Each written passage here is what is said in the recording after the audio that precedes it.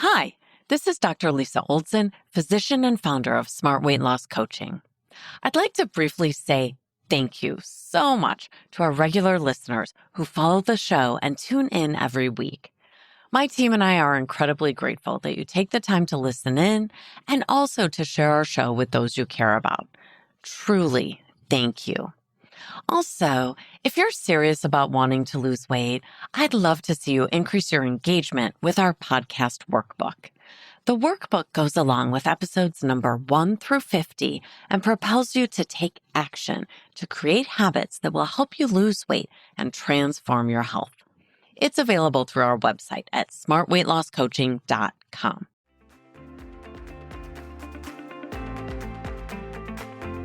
Welcome to the Smart Weight Loss Coaching Podcast. I'm Dr. Lisa Olson, a board-certified weight loss medicine specialist and certified life coach. In this podcast, I'll share fresh insights and effective techniques for incorporating mindset, habit change, and proven science into your life. Are you ready to achieve sustainable weight loss, wellness, and longevity? Then let's jump in and lose weight the smart way. Today, we're going to discuss binge eating disorder, the most common eating disorder. It's even more common than anorexia or bulimia, which might be more familiar to you. About 3% of adults in the United States have BED or binge eating disorder, and that number is even higher if we look specifically at people who carry excess weight. Have you heard of BED? Or do you wonder if you or someone you love has it? Many people that I work with who struggle with binge eating do so very privately because they experience shame and embarrassment about their symptoms. I can relate to this because I have a history of binge eating disorder myself, although it's been in remission for decades. Even so, I find myself a little bingey on rare occasions, which keeps me humble and drives my compassion for those who struggle with this disease. So what's the difference between binge eating disorder and overeating? I'm going to give you an example from when I was a teenager. I used to binge on a Little Debbie snack food called Star Crunches. I haven't had these since I was a teen, so I decided to look them up online to get a description of them for you. To my horror, not only are these still on the market, but I was immediately invited to sign up for the Little Debbie snack food newsletter. Yikes, as if any of us need that popping up into our inbox. Star Crunches are essentially a cookie covered in caramel, Rice Krispies, and chocolate. Looking over the ingredient list, it's a toxic chemical bomb of ultra-processed ingredients and more than 6 spoonfuls of sugar in each serving. It's what I call a Nana flip, a non-nutritive food-like product. We can eat it, but it's barely even food. So as a teenager, binging on a box of these Star Crunch cookies involved me secretly buying them and hiding them. Then eating one while vowing to only eat one. Then I'd eat a second and a third, starting to hate myself for this terrible lack of self-control. I wouldn't necessarily eat the entire box in one sitting, but could easily do so over the course of a day or maybe a weekend. I felt defeated, embarrassed, and ashamed at my inability to stop, despite wanting desperately to quit opening the next individually wrapped cookie. It felt like a runaway train that I had no control to stop. I'd quit eating only when I was uncomfortably full and emotionally miserable. This is pretty typical for how a binge feels for someone with this disorder. Sometimes people will go from food to food, eating one thing after another, because nothing quite scratches the itch.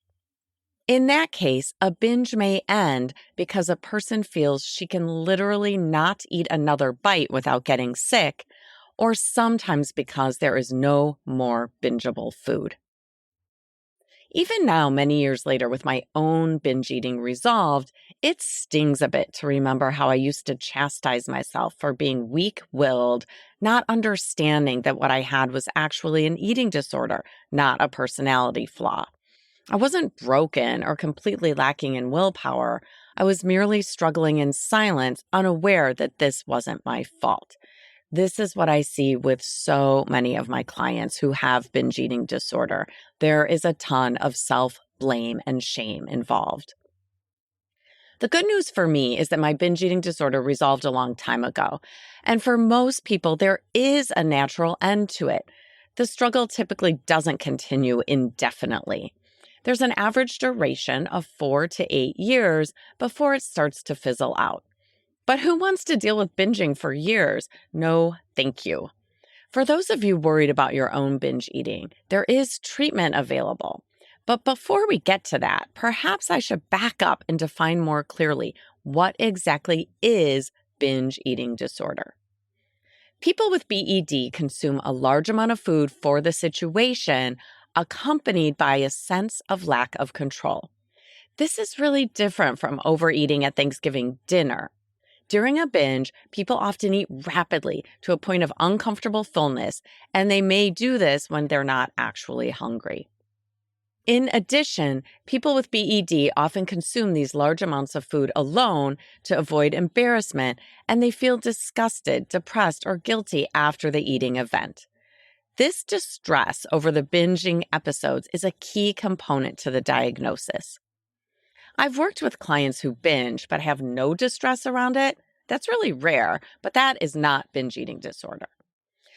To meet the diagnostic criteria, this uncontrolled binging and distress over it has to happen with some frequency. We say once a week or so for 3 months. Many of the people I work with find themselves binging daily, which can become an incredibly disruptive event, almost a binging habit. In this case, it can feel like it takes over a person's life, and often people are doing this for years before they seek help. People with BED have a higher rate of other physical and mental health challenges. We see more depression, anxiety, substance use, diabetes, high blood pressure, and pain syndromes like chronic headaches. As you might expect, BED is correlated with a higher likelihood of carrying excess weight, though I've certainly treated many people with BED whose weight was normal. The exact causes of binge eating disorder aren't known, but genetics, family history, long-term dieting, and psychological issues increase the risk of this disorder.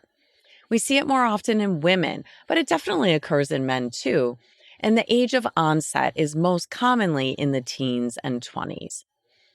One of the first theories of binge eating, the restraint model, explains binge eating as originating from body shape and weight concerns, which lead to dietary restraint or restricting of food. The restriction is then followed by binging, and further followed by an ongoing cycle of restraint and binge, restraint and binge. We know from the research that restricting food is often a trigger for a binge. So one behavioral approach to treat binge eating involves not allowing too much time to pass without eating something. In other words, we eat by the clock every 3 or 4 hours. Two newer models to explain binge eating are the affect regulation model and the escape theory. Affect regulation describes binge eating as a distracting coping mechanism used to reduce negative feelings. In other words, we feel sad or frustrated or hurt, and we use food to distract us or temporarily neutralize these negative feelings. The problem is the relief is fleeting and the negative feelings quickly return, now accompanied by remorse about the binging. So binging ends up amplifying the negative feelings it was meant to buffer against. The escape theory explains binge eating as a strategy used to avoid self-awareness and redirect attention toward the binge eating instead of addressing the stressors. This occurs in an effort to avoid one's own feelings and thoughts and instead focus the attention on the action at hand, which is the experience of binging. Whatever the underlying psychological explanation, the good news is that there are effective treatments for binge eating disorder. The American Psychological Association and the National Institute for Health and Care Excellence recommend both therapist-led and self-help forms of cognitive behavioral therapy for treating the behavioral and psychological symptoms of the disorder. This is the first-line approach, cognitive behavioral therapy.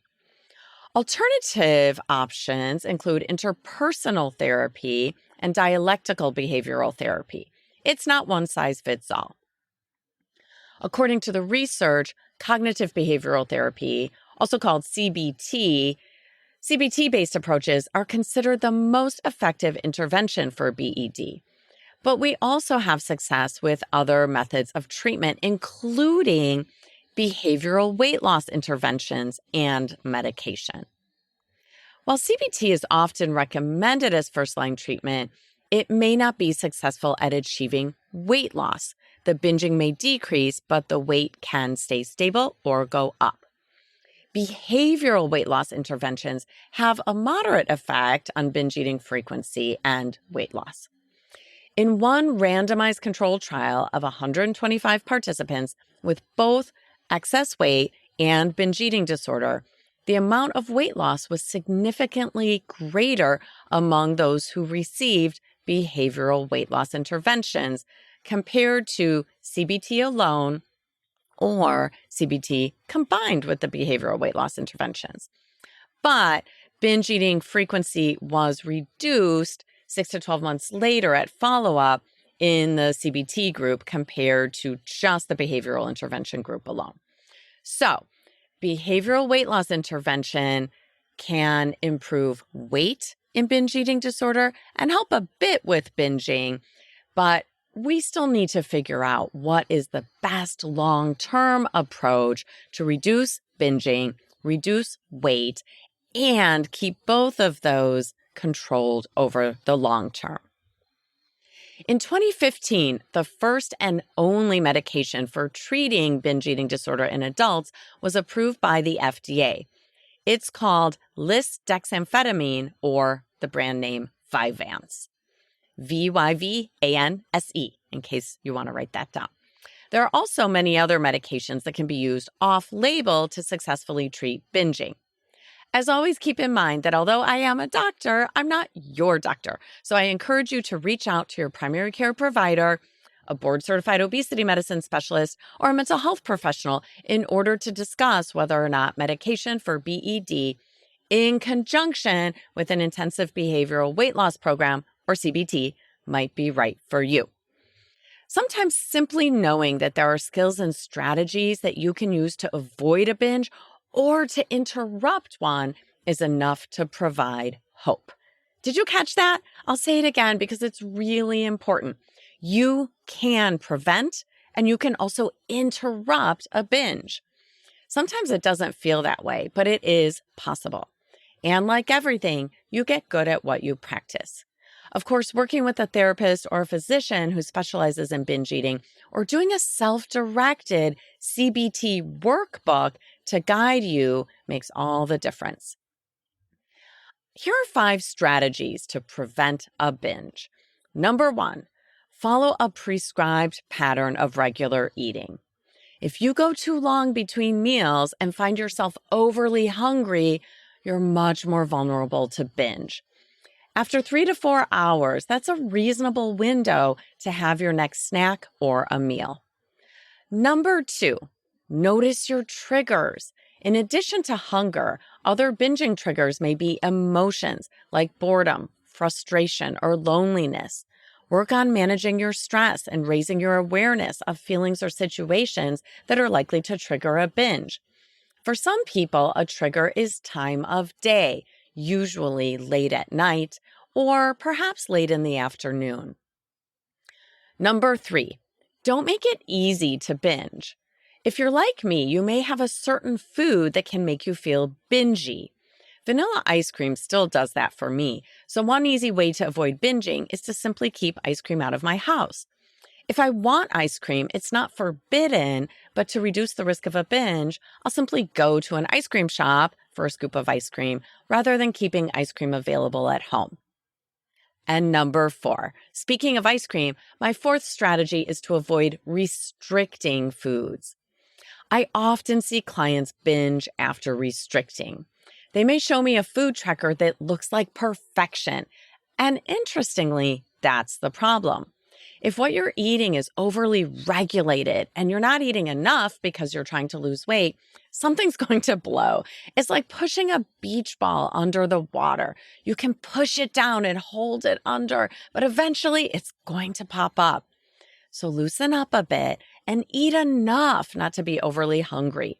Allow an occasional planned splurge or a little pleasure snack. Little modest treats can go a long way toward preventing a feeling of deprivation that can trigger a binge. People are often afraid to add in little treats. It feels opposite of what they've always done for weight loss. But I'm serious when I say planning a little piece of chocolate every evening might be just what you need to reduce binging and will ultimately help with weight loss. And strategy number 5, find your people. We all do better with support. In addition to talking with a professional or perhaps trying a self-directed CBT program, consider joining a group for support and encouragement. It's been proven to be an effective intervention for both weight loss and binge eating. I want you to know that you're not alone and you're not broken. Binge eating disorder is a treatable condition and will likely resolve over time. And if you're struggling with excess weight, contrary to what you may have heard, weight loss is possible for you, even if you have binge eating disorder. Thanks so much for listening. If you'd like more support during your smart weight loss journey, check out our group coaching program at smartweightlosscoaching.com. Until next time, stay well and stay smart.